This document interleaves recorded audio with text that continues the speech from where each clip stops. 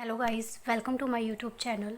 आज हम करने वाले हैं इंटरनेशनल इकोनॉमिक्स का एक topic, that is product life cycle theory. ये जो थ्योरी है रेमंड वर्नर ने दी थी 1966 में।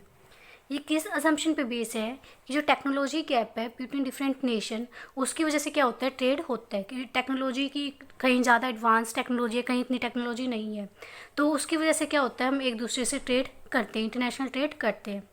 तो ये यही चीज़ बता रही कि ऐसे एक इन्वेस्टिंग नेशन, अब कोई भी कंट्री वो दूसरे पे अगर इन्वेस्ट करे किसी प्रोडक्ट के लिए, तो कैसे वो अपनी टेम्प्रेरी मोनोपोली जो है एस्टेब्लिश कर लेती है।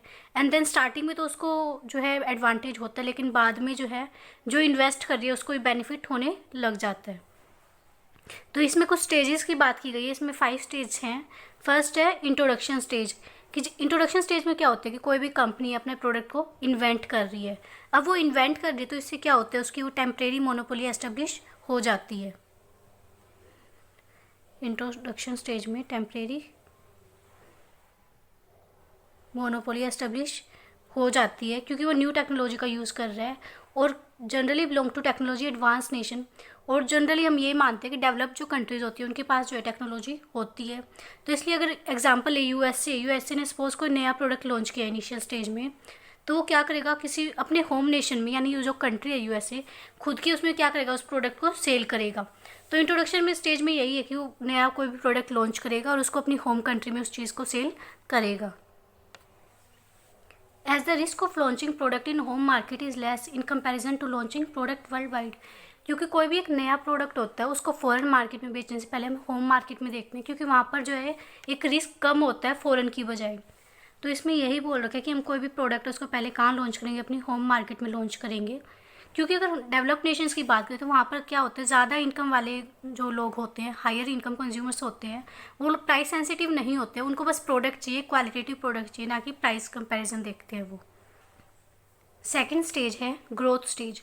ग्रोथ स्टेज में क्या होता है कि कोई भी इन्वेंटिंग नेशन है जिसने जो प्रोडक्ट इन्वेंट किया है वो अब क्या करेगा, होम मार्केट से फॉरेन मार्केट में शिफ्ट करेगा। अब वो फॉरेन मार्केट में भी काम करेगा, जो डेवलप्ड नेशन है उसमें अपने प्रोडक्ट को सेल करेगा, क्योंकि वहाँ पर भी उनकी जो डिमांड होगी वो सेम होगी, क्योंकि वहाँ पर भी डेवलप्ड नेशन में हाई इनकम कंज्यूमर उन्हें मिलेंगे। तो इसलिए क्या होगा, वो होम मार्केट में भी उसकी जो है मोनोपोली एस्टेब्लिश होगी और फॉरेन मार्केट में भी वो एक मोनोपोली एस्टेब्लिश कर लेगा। थर्ड है मैच्योरिटी स्टेज। मैच्योरिटी स्टेज क्या होती है, in this stage the product of innovating nation become standardise. अब वो नॉर्मल उसमें आ गया है, जैसे जैसे डिमांड बढ़ेगी उसकी प्रोडक्शन क्या होती जाएगी, बढ़ती जाएगी। और अब कंपनी क्या करेगी, जैसे अब डिमांड बढ़ जाती है, सप्लाई उतनी नहीं होती है, तो गवर्नमेंट जो है अपनी कंपनी कोई भी दूसरी फर्म को क्या दे देगी, लाइसेंस प्रोवाइड करना स्टार्ट कर देगी फॉरेन मैन्युफैक्चरर्स को। फॉरेन मैन्युफैक्चर स्टार्ट क्या कर देंगे, वो उस चीज़ को कॉपी करना स्टार्ट कर देंगे और वो गुड जो है अपने डोमेस्टिक कंजम्पशन के लिए प्रोड्यूस करना स्टार्ट कर देंगे। जो इनोवेटिंग नेशंस है start producing preferring investment mode. अब नाउ क्या होगा कि कोई भी अब जो इसने कंपनी ने इन्वेस्ट किया था, मतलब जो प्रोड्यूस किया था, वो अब दूसरी कंपनी को लाइसेंस दे देगी और वो अब क्या करेगी, अब उसमें इन्वेस्ट करेगी कि आप ये प्रोडक्ट बनाओ, क्योंकि उन्होंने क्या दे दिया, लाइसेंस दे दिया। तो इस स्टेज में क्या हो रहा है कि जो export of innovative nation start reducing.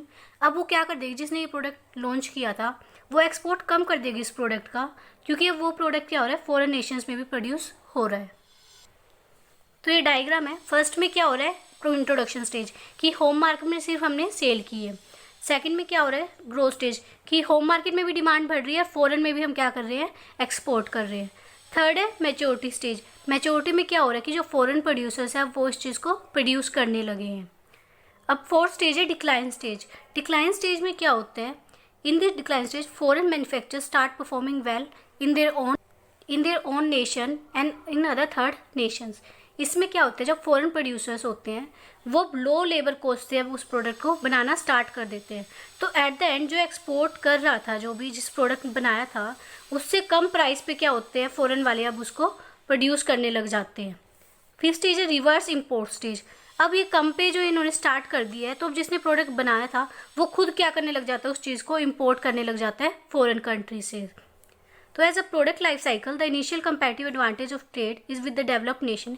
कि स्टार्टिंग में तो क्या होता है कि इनिशियल एडवांटेज किसको होता है, डेवलप्ड कंट्री को, जिसने वो प्रोडक्ट बनाया है, but at the end last में वो बेनिफिट किसको चला जाता है, जो फॉरेन प्रोड्यूसर्स है, जो जिसने वो प्रोडक्ट दोबारा से इमिटेट कॉपी करके बनाया है।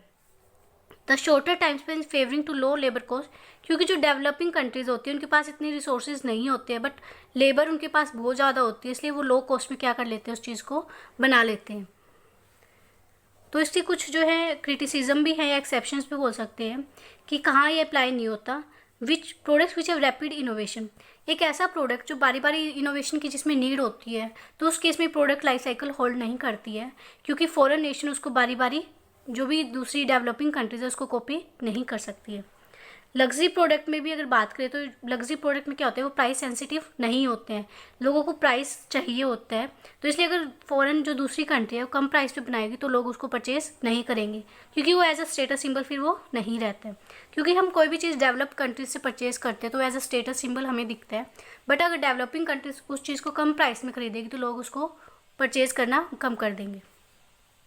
Product based on complex technology, जो कम्प्लेक्स टेक्नोलॉजी पे बेस होती है कोई भी प्रोडक्ट। कम्प्लेक्स टेक्नोलॉजी में क्या होता है कि डेवलपिंग नेशन के पास इतनी टेक्नोलॉजी नहीं होती है कि वो चीज़ों को जो है कॉपी कर सके, जो एक फॉरेन कंट्री के पास होती है, डेवलप कंट्री के पास होती है। एंड लास्ट वन है प्रोडक्ट्स रिक्वायरिंग स्पेशलाइज्ड लेबर, कुछ प्रोडक्ट ऐसे होते हैं जिसमें स्पेशलाइज्ड लेबर ही की रिक्वायरमेंट होती है और जो कि डेवलपिंग कंट्रीज़ के पास वो स्पेशलाइज्ड लेबर नहीं होती है, तो उस केस में भी क्या होगा, ये जो थ्योरी है वो होल्ड नहीं करेगी।